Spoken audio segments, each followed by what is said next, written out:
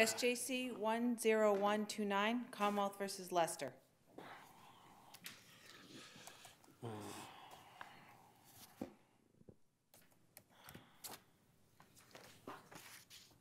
Ms. Billowitz, good morning. Good morning. Elizabeth Billowitz for defendant appellant Aaron Lester. I understand there's some interest in hearing about DNA on a pillowcase. Oh. I have to admit I'm interested in that. Okay. That's good, that's good. Front and center.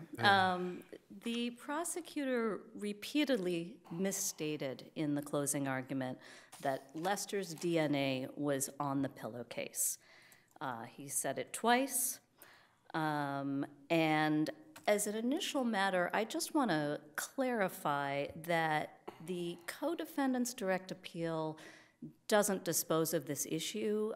It appears that there was a misconstruing or a misstatement by the court there. Felder did raise the issue on appeal, but the opinion says there was no error in the prosecutor's characterization of the results of DNA testing on a pillowcase as not excluding Lester. That's not what happened. If Lester was, I think the quote is that Lester was a potential contributor of DNA found on the pillowcase. That's correct, and yeah, I will be. If counsel had said that, you would not be making that argument. Precisely, we would not be here, or rather, I would not be starting with this issue. But the question, I guess, is can we infer from the expert's testimony that there's a bit higher than 95% probability that it is his DNA? Well, I would call this actually a material distortion of the expert testimony. The expert was very careful to distinguish this from a match. He was clear that Which way is that cut? I'm sorry? That's a good point. Without doubt, he was. But which way does that cut? I mean, the jury heard all the evidence, and they hear the judge tell them that the closing's on evidence, not that that erases a misstatement like this. But the issue that we're concerned is did the jury go into the jury room thinking that there was a 1 in whatever 3 quintillion chance of the defendant's DNA being on the pillow, or did they know from what you're referring to as the very careful testimony that it was, if I'm remembering correctly, 1 in 21? That's correct. The expert testimony was indeed clear, but because of a confluence of errors here, I think there is a very real likelihood that the jury was confused about this. This is a scientific topic. This is not something the jurors can act as their own experts on. And because it's in this expert scientific realm, the jury wasn't well equipped to notice or understand the discrepancy. But the jury can understand 1 in 21. That's not that hard to follow. That's correct. But, and my issue is not with the expert's testimony. What's clear is that it's error to conflate a non-exclusion with a match. The judge declined to give any kind of targeted instruction here. And in fact, he didn't even really give the standard instruction about arguments not being evidence. He gave an instruction that more seemed to deal with vouching. If either attorney gave you an impression as to how you think you ought to find the facts or express their own personal opinions, et cetera, et cetera. So there was nothing that the judge said, even though this error was brought to his attention twice, nothing the judge said clarified this for the jury. And not only did he not correct the misstatement, he actually gratuitously praised the arguments of all counsel. He twice said, final arguments of counsel are helpful and appropriate, and in this case, very well done. So the judge certainly did not help matters here. Did the defendant address in closing the 1 in 21? Yes, he actually did it. He interrupted the prosecutor's closing, objected, and then objected again at the end. In his own closing, did he clarify that it was only a 1 in 21? Well, his closing would have been first. No, I understand that. But Oh, did he focus on, I don't want to misrepresent, and I don't recall, so I can clarify that. This was so prejudicial here because it improperly corroborated and bolstered the testimony of the only eyewitness here. And he was the only person who put my client at the scene here. There was no other physical evidence other than the pillowcase. There was no confession, no admission, and we had a very shaky eyewitness. There was the $6,000 in his pocket, right? That's correct. He was found with money. That's a lot of money. It's a lot of money. I will note that unlike the co-defendant who had more evidence against him, the money was not packaged in a distinctive way. It also was in somewhat different bills than the witness who had turned over the money had described. So I would say, I'm certainly not arguing that there was insufficient evidence here, but I would say that the money standing alone is not going to, not likely to get a jury beyond a reasonable doubt here. Well, it's not standing alone. It's absolutely a misstatement, and it's not, and it's a serious misstatement. But it's not with the money alone. You still have the evidence that it's, along with the ID, that it's a 1 in 21 chance. That still remains. That still remains, but how the prosecutor misrepresented it was a vast overstatement, and I think it's actually the subtlety of it that's problematic here. If the prosecutor had said something wildly different, the jury may have said, wait, I remember the expert said, X instead of Y. But here, where it's a matter of degree, I think this is precisely the kind of error that can be prejudicial. And what it did here was it shored up a shaky witness with some misleading hard science. What compounded? So when the defendant objects to the statement, and the judge does not issue a curative, I can't remember, what does the judge do on this? Nothing specific to DNA, just does a, kind of quasi-standard argument or instruction that it's on Volume 10, 138. If in the course of final arguments, either attorney gave you an impression as to how they think you ought to find the facts, or express their own personal opinion to you about the facts, or talk to you about things you didn't recall from the testimony, then ignore it, because it's your collective memory of the testimony that controls. So a sort of generic statement that did not erase or mitigate the damage here.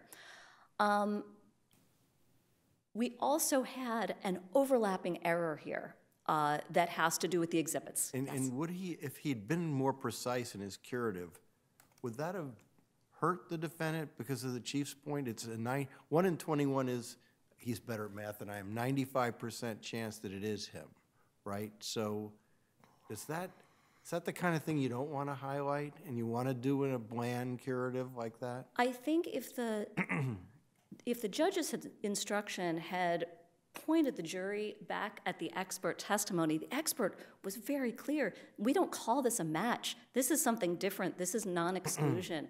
1 in 21, that's, clearly very different than 1 in the millions that the other evidence. And it's also important noting here, this was it was a mixed sample. There were at least 3 people. And Mark Young himself, the cooperating witness, his DNA, for some reason, was not tested. He was also an African-American male.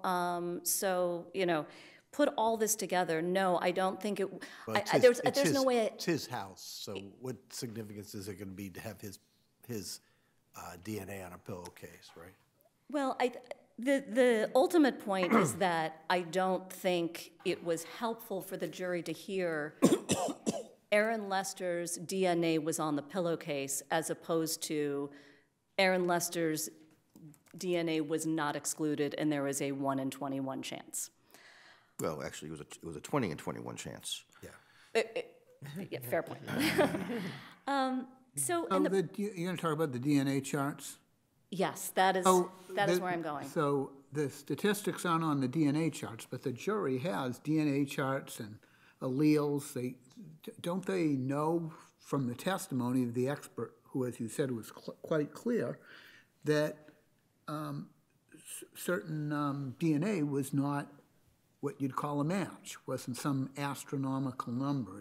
Are the charts a reminder of that, of the expert's testimony? No, the charts compounded the problem because the charts didn't have the underlying data. That's included in my appendix. The prosecutor actually specifically urges the jury to look at the charts you have, but those charts effectively conflated the matches with the non-exclusions in a way that echoes and reinforces. This is the very same error that the prosecutor made at his closing. So they take these charts in with them. In the charts you'll see are kind of a cutting and pasting, and they're putting all in 1 or 2 pages the matches along with the non-exclusion, and there is nothing on the chart. There are no numbers there. It doesn't distinguish them in any way. They're laid out in precisely the same way on the same chart. So if you looked at that chart, would you see that that all of the DNA alleles match? You would think it was all a match.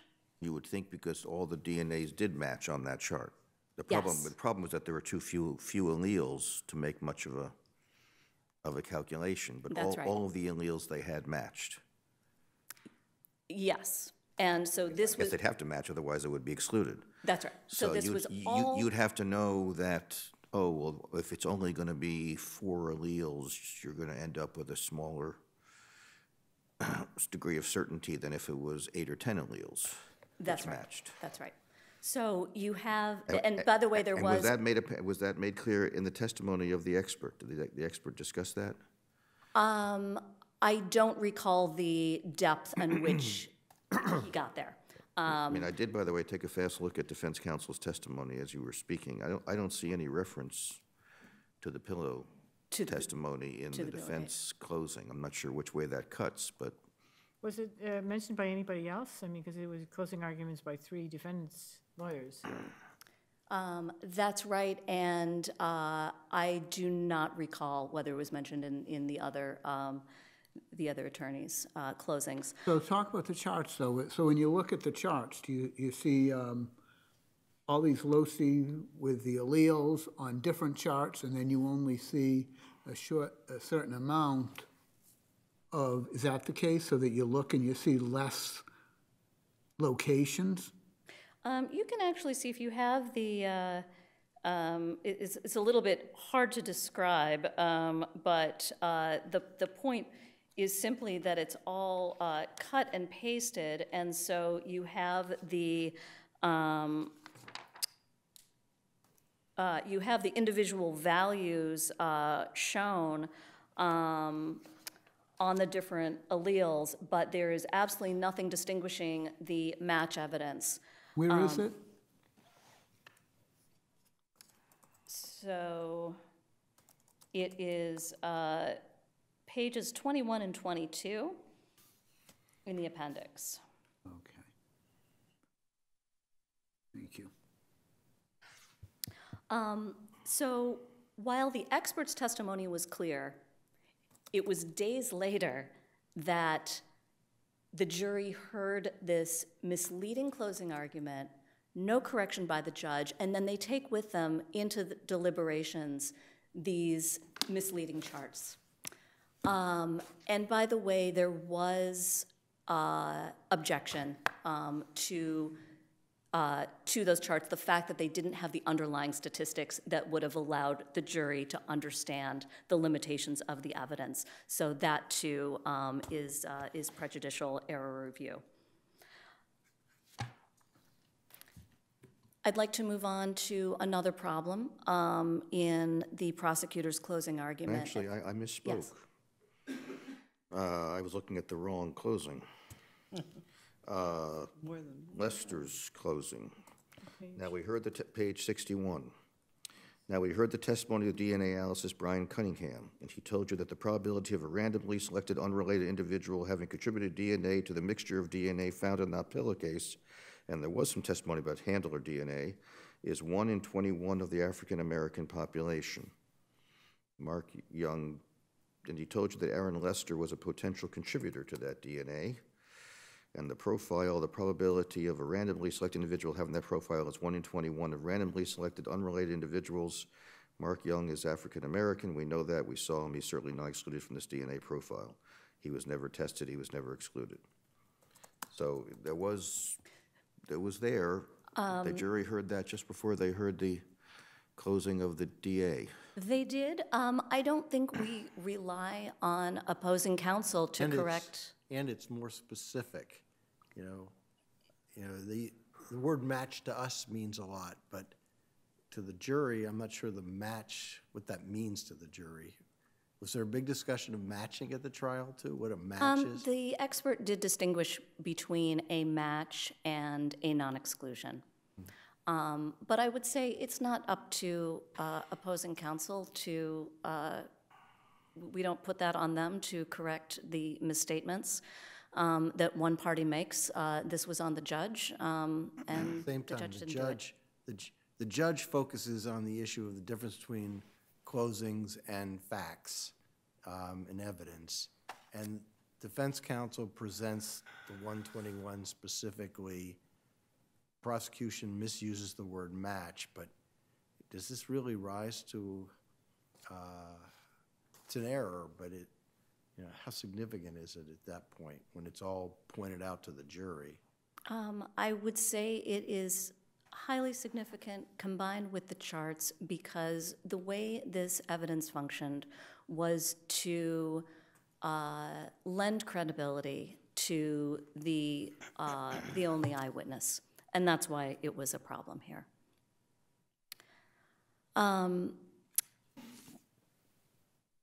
Another problem in the closing was that the prosecutor overstepped and waded into the waters of defining reasonable doubt.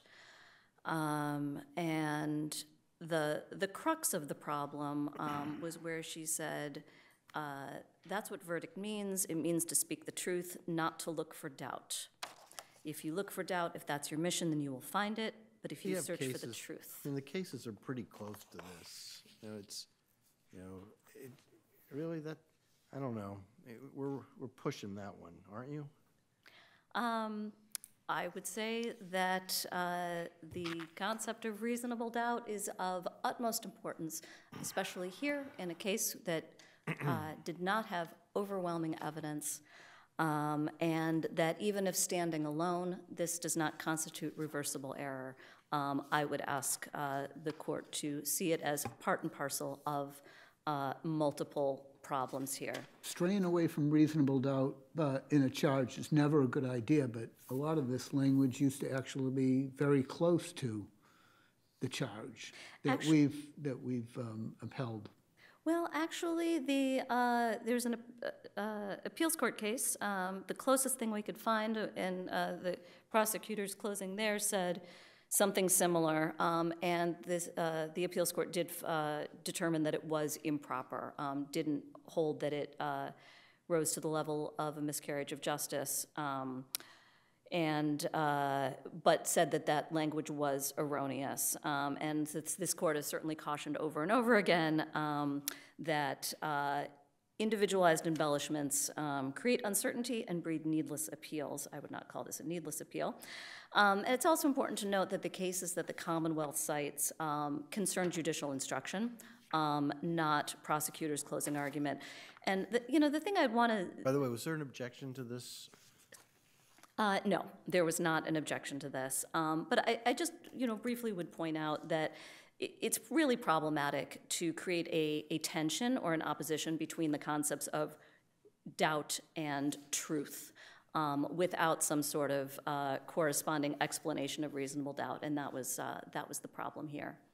I see that Your time is generally up, but, I mean, you can prevail on these issues of error only if you can demonstrate that the case was so close that these could have pushed, that these would have mattered to a jury. But what was the theory of the defendant as to why Mr. Young would have, was it that he misidentified Mr. That's Lester? right. The defense theory was that Mark Young deliberately misidentified. But it was not a mistake. You're saying it was, he basically set up He Lester. was desperate to get out of town. He was clearly, he was expressing fear for his life.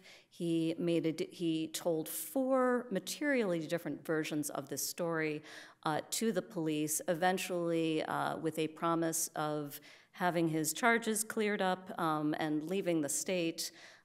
He names some people. The defense theory at trial, so he was, impeached with multiple inconsistent statements. There was inconsistencies with the phone evidence, some inconsistencies with the other eyewitnesses that cumulatively, I would argue, affected his credibility enough that the additional bolstering by the scientific evidence would have made a difference here. And any reason why he would have targeted Lester?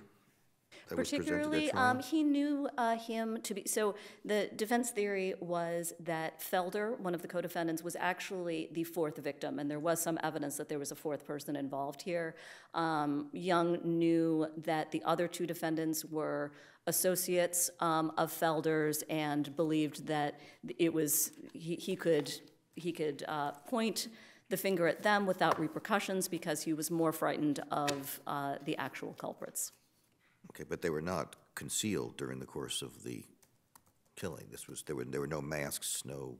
He first said that there were masks. He then changed that They were story. not. So, okay, Thank you. Ms. Payne. Thank you. May it please the court, Cynthia Payne for the Commonwealth. Now, Defendant Lester is the last in the 3 co-defendants to have his case reviewed by this court. Both the co-defendants' cases were previously affirmed. Moreover, both co-defendants' cases, this court found no basis to provide relief pursuant to 33E. Commonwealth is asking this court to affirm the judgments of conviction and the denial of the motion for new trial.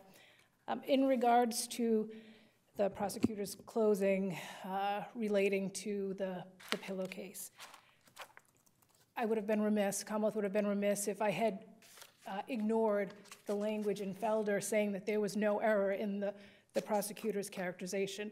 Nothing wrong with pointing that out, but 2 things. It was incorrect what we said in Felder, number 1, and number 2, it's not as big a deal when you're dealing with a defendant who you're not telling the jury the pillowcase matches this defendant, because that's Felder and that's his appeal, and now we've got the pillowcase and the non-exclusion as it relates to Lester. Even considering that this was error, it did not influence the jury based on considering the entirety of the ADA's argument, the very strong Commonwealth evidence in the trial judge's instructions. Here we have 13 words out of a closing that spanned 33 pages.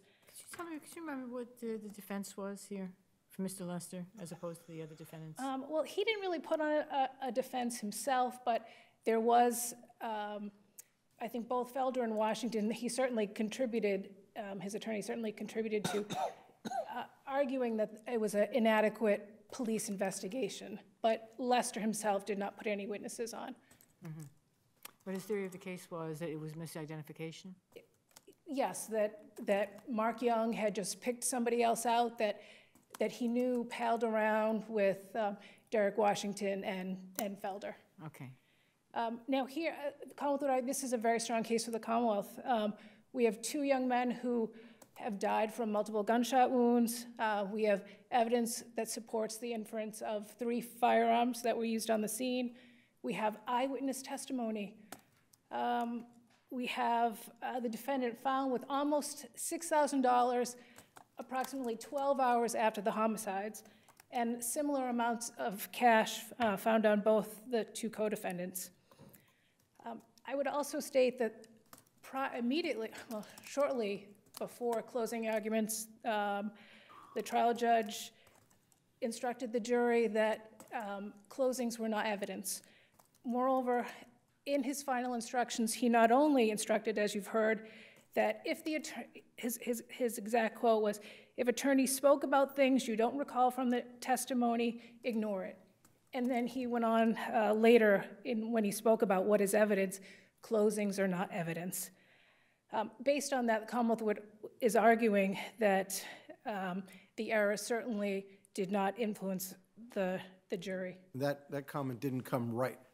I haven't read all the closings, but the defendant objects to the matching statement. The judge doesn't immediately interject, right? That's correct. There's a bit of time. However, that is fairly early in his instructions, but it does take a little bit of time before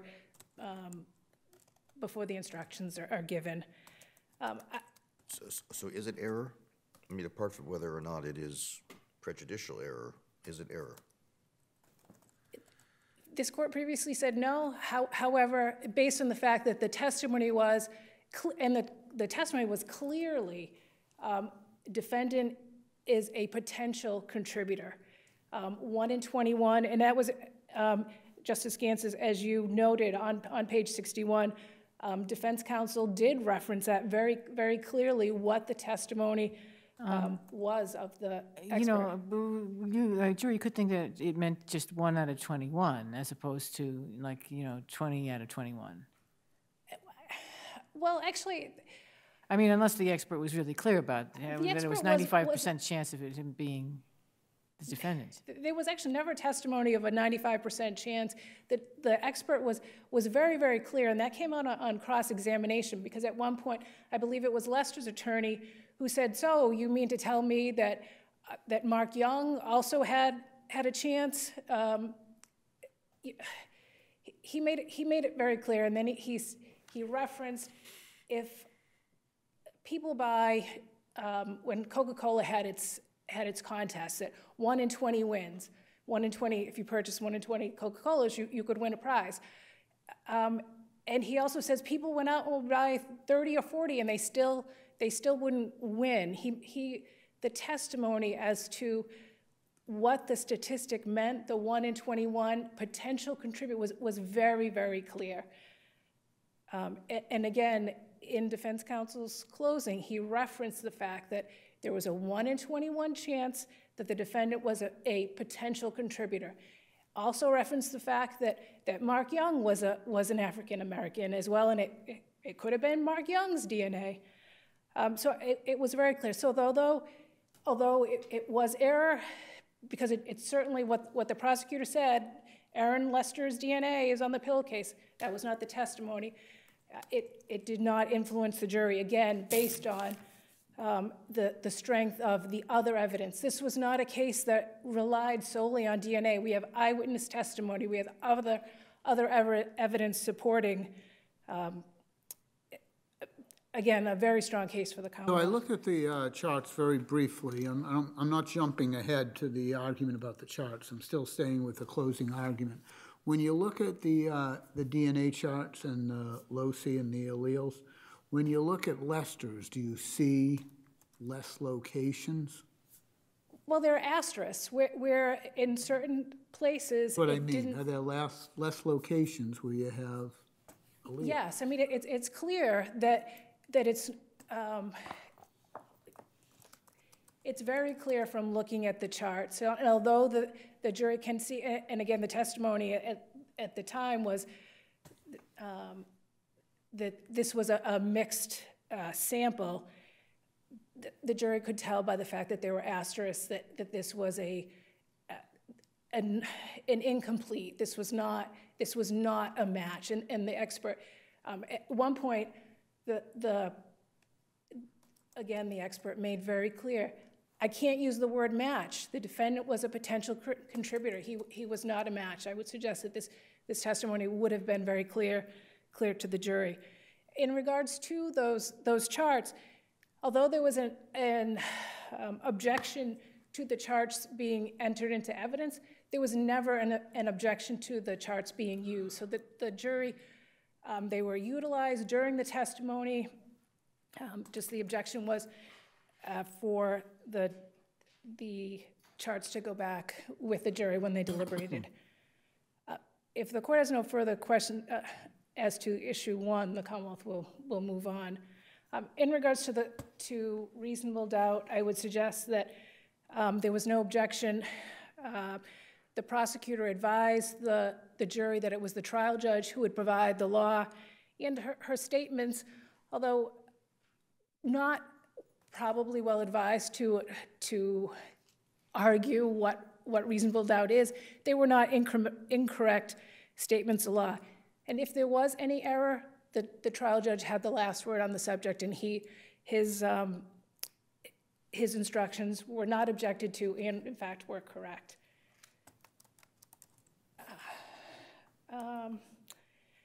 If the court has no further questions, the Commonwealth would rest on. I actually do, I'm sorry. Oh, that's all right. The defendant believing that Young was dead when he spoke to the police as it relates to the money. Can you tell me why you think that error was not preserved?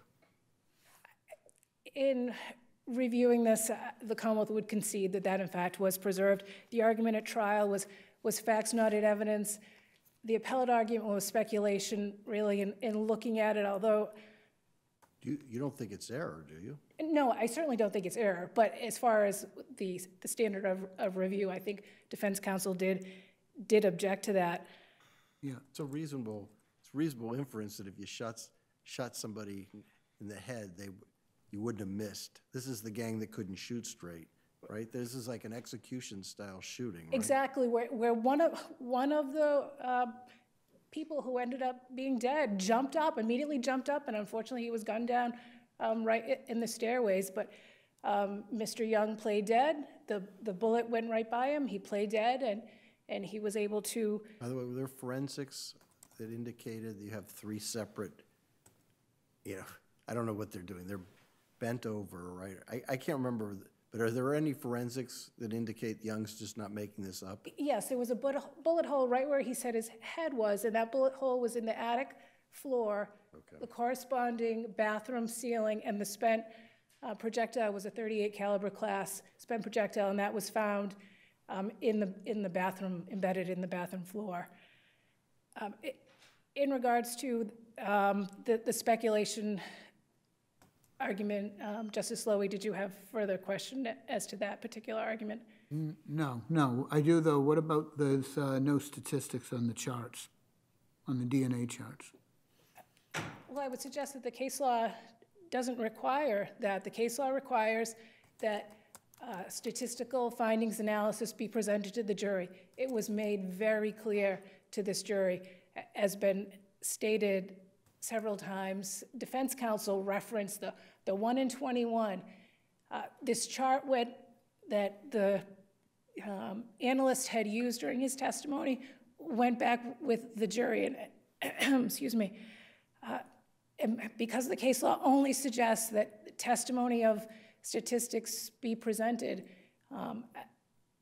I would also tell the court there was over 160 exhibits in this case, so there was quite a bit of evidence that this jury had to pore over in the amount of time that they deliberated. Did that answer your question, Justice? It did. If there are no further questions, the Commonwealth would rest on its brief. Thank you. All right. Hear ye, hear ye, hear ye. All present, having anything further to do,